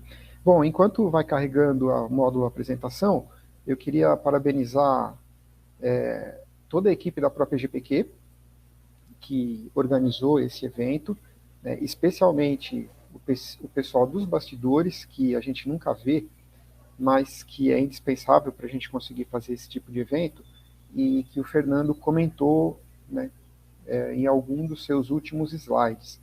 E eu também gostaria de parabenizar especialmente o professor Fernando e a professora Débora por terem organizado mais fortemente o evento. Bom, eu vou comentar um pouco sobre a coordenadoria que eu sou o atual responsável no momento, né, que é a Coordenadoria de Cientometria e Gestão da Informação. E aí eu dividi a apresentação em duas partes, né? Uma parte eu vou comentar agora com vocês de manhã, e a segunda parte eu vou comentar com vocês numa mesa redonda, na segunda metade da atuação no período da tarde. Então, nessa primeira parte, eu vou comentar um pouco sobre o catálogo de disciplinas, né, que a Unifesp tem e apresenta para vocês. Vou comentar um pouco mais sobre a ferramenta de avaliação da similaridade, que a Maria Eduarda comentou rapidamente com vocês, e depois vou também comentar um pouco sobre o repositório institucional, que a Maria Eduarda também comentou, e o professor Elbert também comentou. E aí, no período da tarde, eu vou falar com vocês sobre o e-mail institucional, que foi comentado em várias apresentações ao longo da manhã, então eu vou mostrar para vocês qual é o caminho que vocês devem seguir para conseguir ter o e-mail institucional de vocês. Vou comentar um pouco sobre o sistema de notas, né, que também já foi comentado aqui rapidamente, mas eu vou aprofundar um pouco mais. E depois, no finalzinho da tarde, vou falar sobre o processo de rematrícula e recadastramento que começou ontem.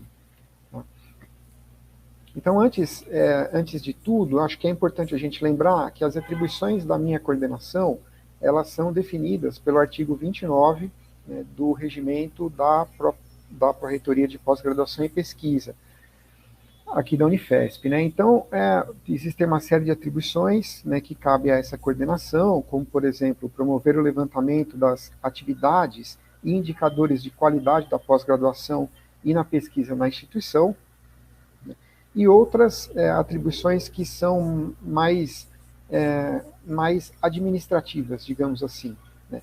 Para vocês, que são alunos ingressantes, né, o que mais toca, né, vocês nesse momento é que a minha coordenação ela é responsável por propor o desenvolvimento de ferramentas para a melhoria da gestão dos sistemas de pós-graduação e pesquisa no âmbito da Unifesp.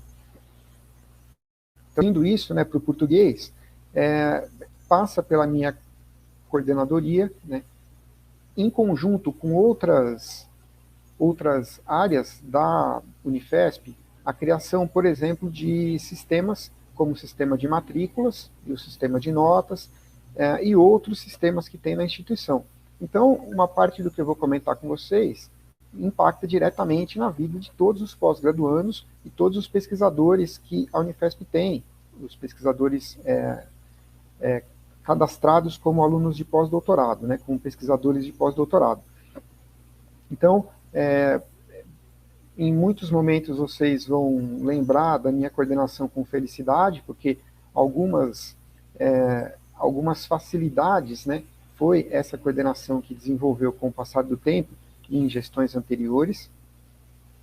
Em outros momentos, vocês vão dar da minha coordenação e da minha pessoa de uma forma não muito paciente, que é sempre o que acontece quando os sistemas dão algum tipo de problema. Mas a gente está tentando sempre facilitar a vida de vocês, e essa é a ideia da coordenação de cientometria e gestão da informação. Bom, então a primeira coisa que eu vou comentar com vocês diz respeito ao catálogo de disciplinas. Se alguns de vocês têm um vínculo com a Unifesp há um tempo um pouco maior, mais ou menos um ano, deve se lembrar que a gente não tinha um catálogo de disciplinas. Então, quando o aluno queria encontrar uma disciplina para fazer, ele era obrigado a ficar caçando no site dos programas, né, isoladamente, aquelas disciplinas que interessavam para ele. E isso era um transtorno, né, inimaginável, na verdade, né? porque além de fazer uma busca incessante pelo nome das disciplinas em cada programa, o aluno teria que buscar depois outras informações da disciplina, onde ela é oferecida, qual é a ementa, e etc. Talvez até num contato direto com o professor responsável, o que dava um trabalho danado e hercúleo, né, para os nossos alunos, e era motivo de crítica, né, bastante justificável. Com a ajuda da STI, a gente desenvolveu um catálogo de disciplinas, e aqui tem eu dei um print, né, na tela inicial desse catálogo de disciplinas, e nesse catálogo existem algumas informações, né. Teoricamente, tem todas as disciplinas que são oferecidas, né. No momento, eu olhei ontem à noite, quando eu estava montando a apresentação, tem 747 disciplinas cadastradas. Então, vocês conseguem facilmente encontrar qualquer uma dessas 747 disciplinas. Tá? E elas são divididas, né, elas são disponibilizadas, né, e podem ser encontradas através desse filtro aqui que está lá na primeira página. Então, nesse filtro, a gente pode pôr aqui o nome da disciplina, ou uma parte dela. Então, por exemplo, eu quero fazer uma busca por disciplinas de fisiologia do exercício. Eu coloco lá, aqui no buscador, né, fisiologia do exercício, e vai aparecer as disciplinas que são relacionadas a essa temática. Tá? Ou então eu posso fazer busca pelo campus ou busca pelo programa. Tá? Lembrando que a busca pelo campus, né, que a gente não está levando em conta aquelas divisões de instituto, como a professora Débora comentou. Então, no campus Baixada Santista, a gente vai encontrar disciplinas tanto do Instituto de Saúde e Sociedade, quanto do Instituto do Mar. Aqui, busca pelo campus São Paulo, a gente vai encontrar disciplinas da Escola Paulista de Medicina e da Escola Paulista de Enfermagem, por exemplo. Ou então, a gente pode fazer buscas pelo programa. Né? Eu sou credenciado em 2 programas, os meus alunos, então, se eles tiverem interesse em buscar disciplinas desses programas, eles vão colocar aqui no filtro, né, programa de pós-graduação em psicobiologia, ou no interdisciplinar em ciências da saúde, e eles vão encontrar as disciplinas que são vinculadas a esses programas. Né? E aí, enfim, ele vai fazer essa busca, ele vai encontrar, e as disciplinas vão ser disponibilizadas nesse formato, né, num retângulo, que tem o campus, que a disciplina é oferecida, ou ela é associada, o nome da disciplina, o código, o programa, o número de créditos e a carga horária total.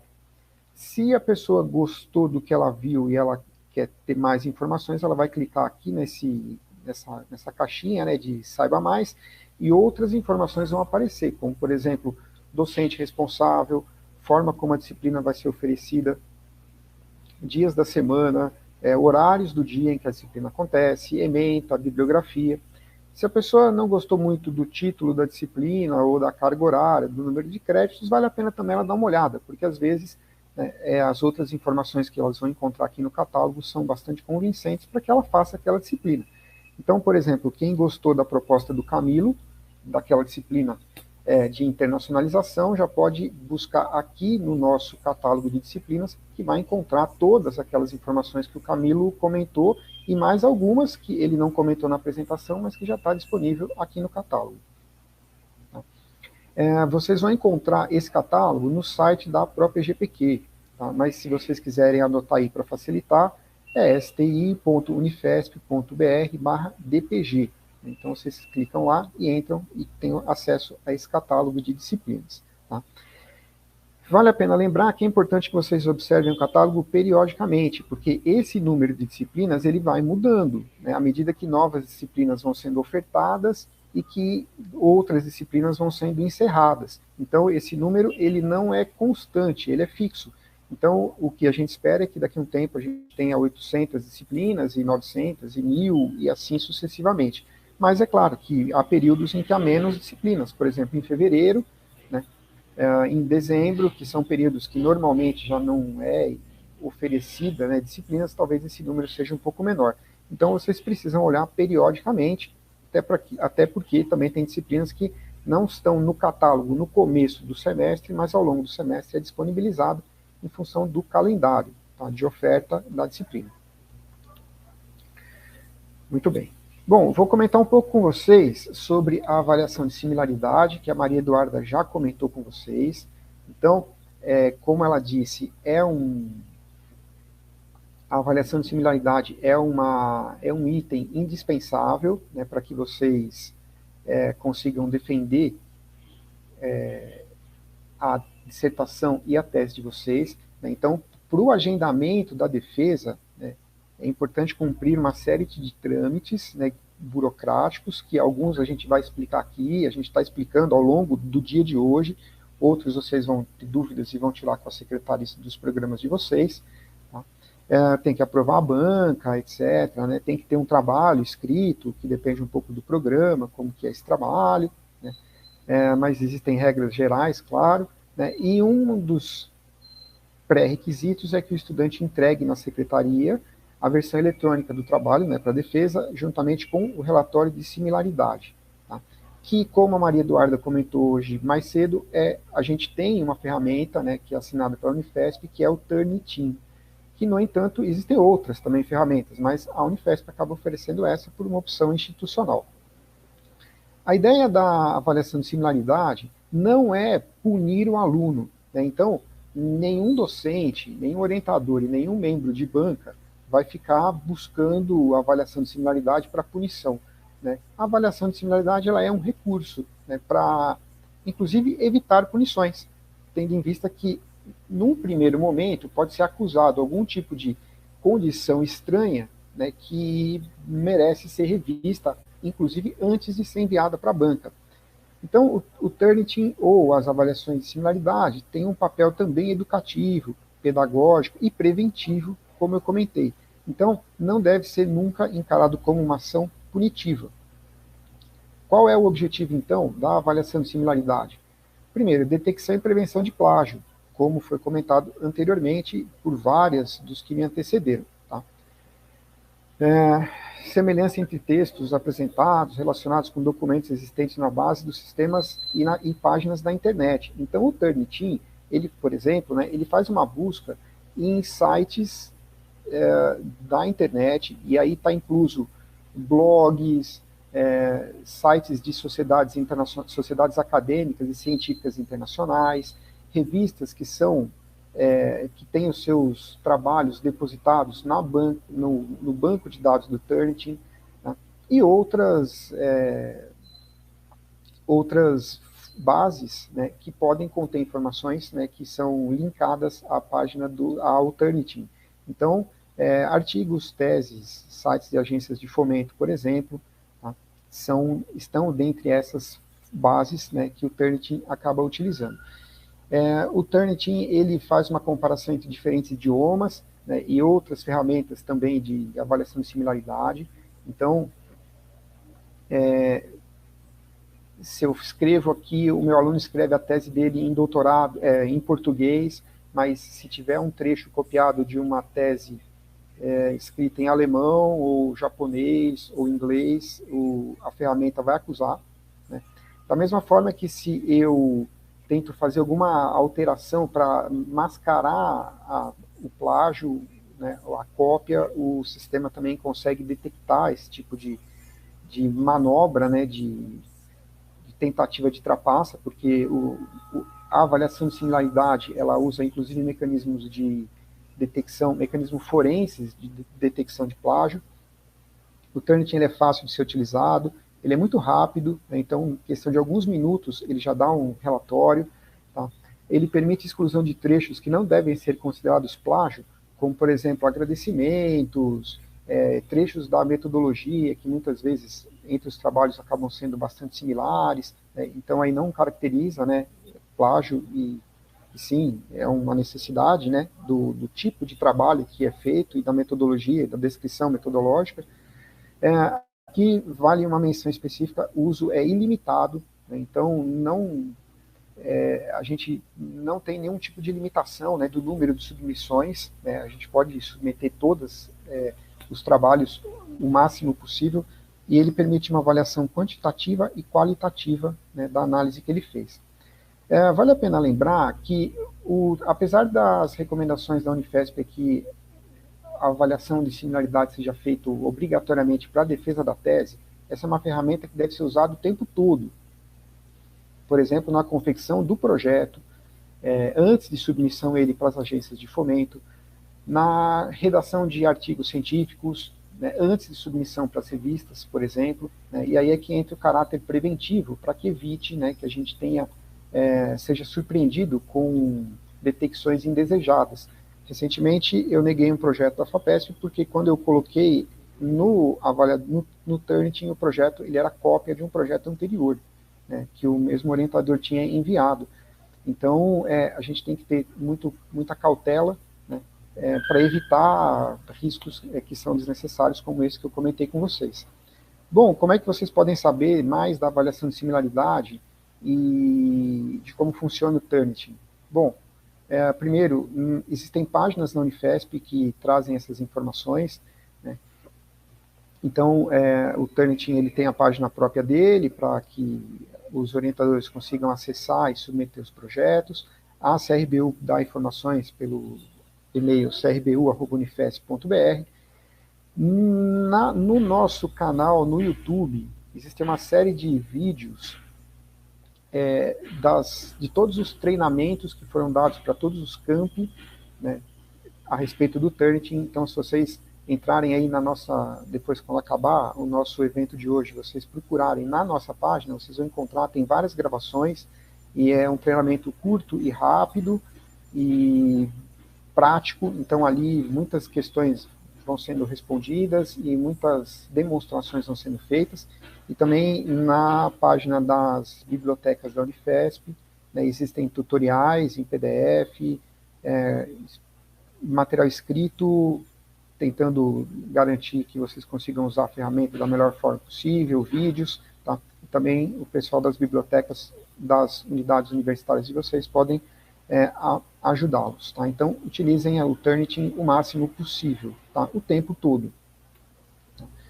E, para terminar a apresentação dessa manhã, eu queria falar um pouco do repositório institucional de dissertações e teses, que já foi comentado também pela Maria Eduarda e também pelo Elbert, acho que pelo Fernando também, se não me engano. Então, existe uma instrução normativa do dia 1º de junho do ano passado, né, obrigando o depósito das teses e dissertações e outras publicações bibliográficas, né, que são utilizadas, né, para a obtenção dos títulos de mestrado e doutorado aqui na Unifesp, que esses produtos, né, que esses trabalhos sejam depositados, né, no repositório institucional.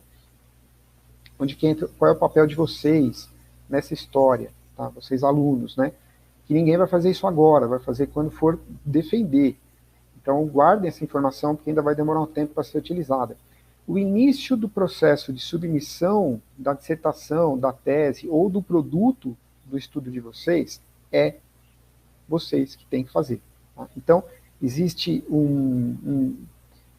vocês vão fazer isso pelo SEI, né, que eu vou comentar um pouco com vocês rapidamente no próximo slide, e depois no período da tarde, né, o SEI vai ter um tempo um pouco maior para ser destrinchado aqui no evento, tá? Então o estudante vai fazer o cadastro dele lá no SEI e vai fazer o depósito, né, inicial do trabalho no repositório institucional, no SEI, e a partir daí vai acontecer uma série de etapas, né, passando pela secretaria do programa de vocês, passando pelo orientador de vocês, o anjo da guarda, como o Elbert comentou, voltando para a secretaria, indo para a biblioteca do campus, e depois a biblioteca informando que, olha, está tudo certo, né, com o depósito, o trabalho de vocês está depositado no repositório, e vocês estão liberados para fazer a solicitação do diploma.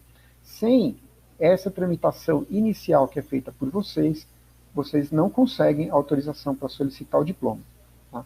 Existem regras, né, para colocar o trabalho, por exemplo, trechos, né, da dissertação, da tese ou do estudo de vocês que não podem ser disponibilizados em função de sigilo, né? Existe uma padronização para isso, a AGITS pode ajudar, né, no esclarecimento dessas questões, e também a própria GPQ. Tá? Então, esses trechos, né, que não podem ser públicos, eles devem ser retirados, e esse é o material que deve ser depositado. Então, o papel de vocês no depósito do trabalho no repositório é iniciar o processo, ficar atento o tempo todo, porque no final, quando tudo estiver certo,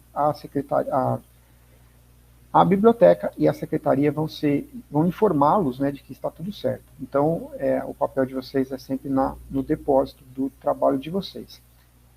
Eu coloquei aqui o link onde vocês encontram o passo a passo para que seja depositado o trabalho lá no repositório. Então, tem um fluxograma, né, colorido e didático, ilustrativo, e tem um passo a passo. Né? Olha, primeiro passo, estudante, entregue os documentos, para quem tem que entregar, por que tem que entregar e como tem que ser feito. Depois explica o que a secretaria do programa vai fazer e assim sucessivamente. Tá? Então, tem a figura, tem um passo a passo por escrito, e tem também a informação de como dar início ao processo de depósito lá no SEI, como eu comentei com vocês. Tá? Aqui está o link, é só seguir, né, o que está descrito no link, e é muito fácil, né, vocês conseguirem fazer isso. Coloque esse link nos favoritos, né, do computador de vocês, porque vocês não vão lembrar daqui 1 ano ou daqui 2 anos, quando vocês terminarem o trabalho de vocês, talvez daqui 4 anos, por exemplo. Mas se tiver nos favoritos, vocês vão se lembrar disso. Tá? Então, para terminar, né, para não estourar muito meu tempo, eu queria dizer que essas ferramentas que eu comentei com vocês, elas são desenvolvidas pela própria GPQ em parceria com a STI, né, que é a nossa Superintendência de Tecnologia da Informação, pela CRBU, que a Maria Eduarda já esteve aqui com vocês, e com o pessoal do SEI.